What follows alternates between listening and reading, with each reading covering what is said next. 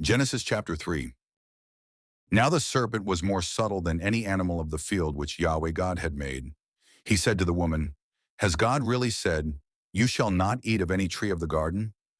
The woman said to the serpent, "We may eat fruit from the trees of the garden, but not the fruit of the tree which is in the middle of the garden. God has said, 'You shall not eat of it. You shall not touch it, lest you die.'" The serpent said to the woman, "You won't really die, for God knows that in the day you eat it, your eyes will be opened, and you will be like God, knowing good and evil."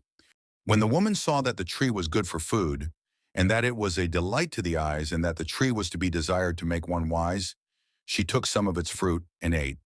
Then she gave some to her husband with her, and he ate it too. Their eyes were opened, and they both knew that they were naked. They sewed fig leaves together and made coverings for themselves.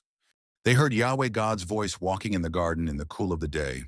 And the man and his wife hid themselves from the presence of Yahweh God among the trees of the garden. Yahweh God called to the man and said to him, "Where are you?" The man said, "I heard your voice in the garden, and I was afraid because I was naked, so I hid myself." God said, "Who told you that you were naked? Have you eaten from the tree that I commanded you not to eat from?" The man said, "The woman whom you gave to be with me, she gave me fruit from the tree, and I ate it." Yahweh God said to the woman, "What have you done?" The woman said, "The serpent deceived me, and I ate." Yahweh God said to the serpent, "Because you have done this, you are cursed above all livestock and above every animal of the field.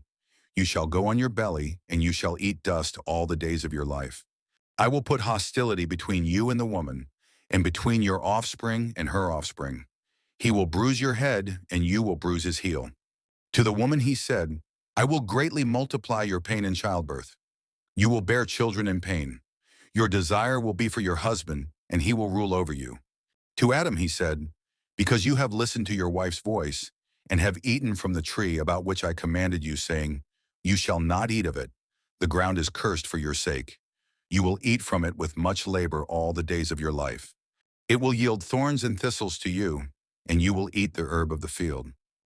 You will eat bread by the sweat of your face until you return to the ground, for you were taken out of it. For you are dust, and you shall return to dust." The man called his wife Eve because she would be the mother of all the living. Yahweh God made garments of animal skins for Adam and for his wife, and clothed them. Yahweh God said, "Behold, the man has become like one of us, knowing good and evil. Now lest he reach out his hand and also take of the tree of life, and eat and live forever." Therefore Yahweh God sent him out from the Garden of Eden to till the ground from which he was taken. So he drove out the man, and he placed cherubim at the east of the Garden of Eden, and a flaming sword which turned every way to guard the way to the tree of life.